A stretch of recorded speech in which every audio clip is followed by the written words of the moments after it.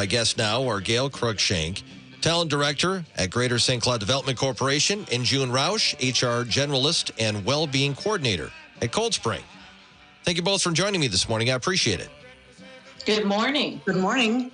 So May is Mental Health Awareness Month. Gail, tell me, how are we tying this into our Get a Job segment?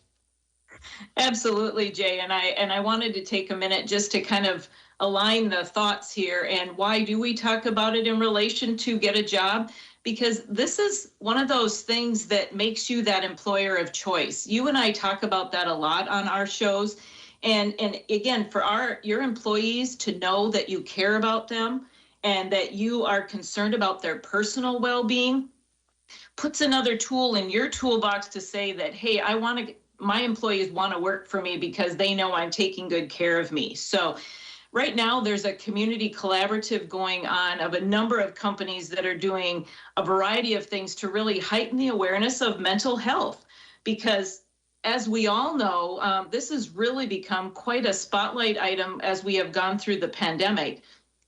Prior to the pandemic, 1 in 4 people would develop a mental health illness sometime in their lifetime. And frankly, now with the pandemic, I think we can safely say all of us have experienced some form of either depression, anxiety, any sort of form of mental health as we have navigated through this crazy time.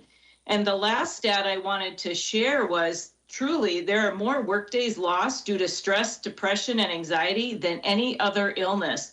And so it really is a big deal, and it really makes a difference in companies' productivity as well as retention of their talent. And so we wanted to take a little bit of time to chat about it today. And one company that has been and is doing some quite amazing things in the area of well-being as well as mental health awareness is Coldspring. And so that's why I'd asked June to join us today. Hey, June, welcome. Can you tell us about what you do there? Looks like you are on mute. That's such a 2020 thing. We're going to get that figured out. There we go. How about now? Yes, I can hear you now. Great. So we've been on our well-being journey for more than 15 years, and we started just focusing basically on getting people to move more. But over the years, we've evolved, and now we focus on 6 elements of well-being, and emotional well-being is a primary concern, especially with COVID. So how can you tell whether someone is suffering from any kind of a well-being issue? Typically, we look for distraction because first, the 6 elements of well-being, they're physical, financial, career, community, social, and spiritual. And each one of those elements, when one of those is off, it impacts the rest of your life. So you can just basically, sometimes you can't tell if they're suffering from a mental health issue, but for the most part, you look for distractors and look for signs of anxiety, depression, and just stress overall. Is there withdrawal that happens when someone is suffering from a mental illness or having some issues with that? Absolutely, yes, because they feel like they are alone. They feel that it's not normal to even suffer a temporary mental health issue. It's really tough to judge because some people are just more quiet in nature and they keep things, basically close to the chest at all times, whereas the next person is super outgoing, and when something's wrong, they share everything. So it's really hard to know when people are suffering with mental health issues. June, if you've never suffered from any kind of mental illness, or at least you're not aware of it, or maybe you've never sought help before, is it difficult to go and admit that you're having some struggles?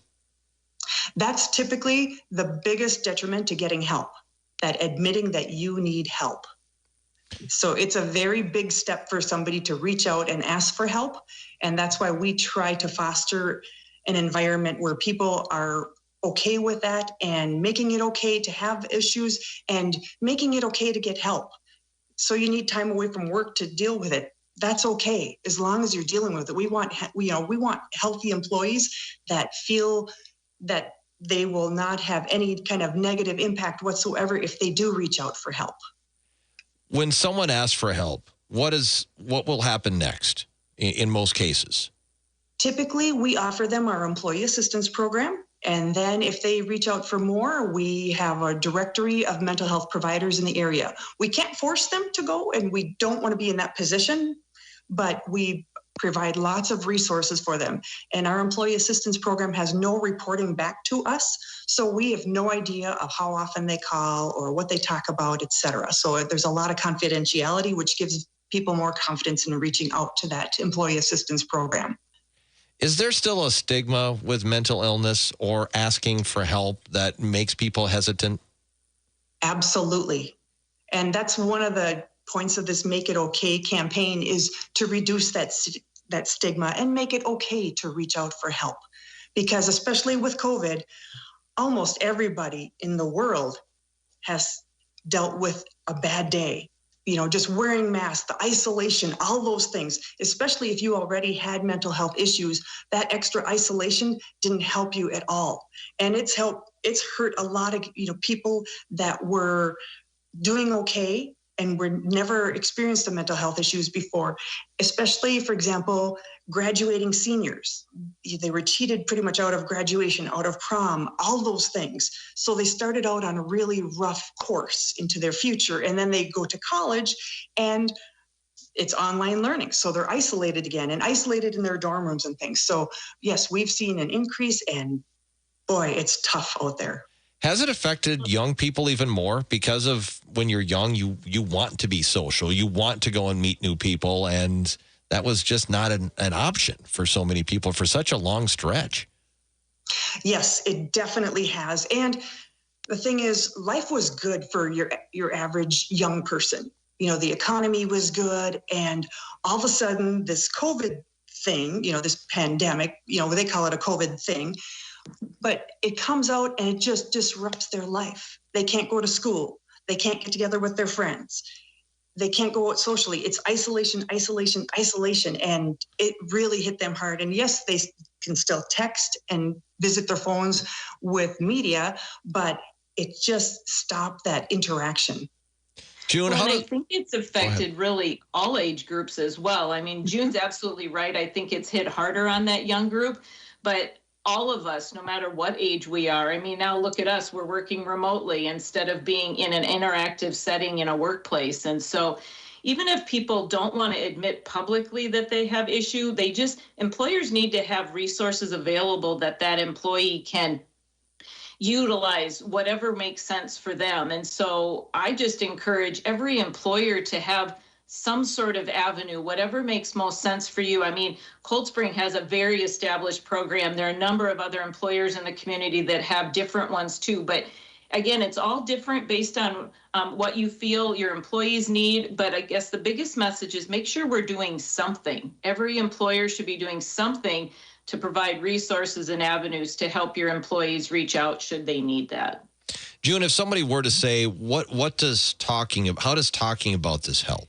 What is your answer to that? It lets you know that, number one, it's okay to talk about it. You feel less isolated. And if you're talking about it with people that can help you, first of all, you gain the acceptance if you talk to it with people that you know, like your coworkers and your friends and your family, and you let them know, then they can be aware. And typically, in this day and age, when somebody introduces a mental health issue or any kind of medical issue, everybody goes online and figures out what to say, what to do, what it means. And so the more they can talk about it with their friends and people they trust, the easier it is to reach out. And a lot of friends and family will encourage them to go seek help, which is what they need. They need that little nudge in the right direction so that they don't feel like they're not normal.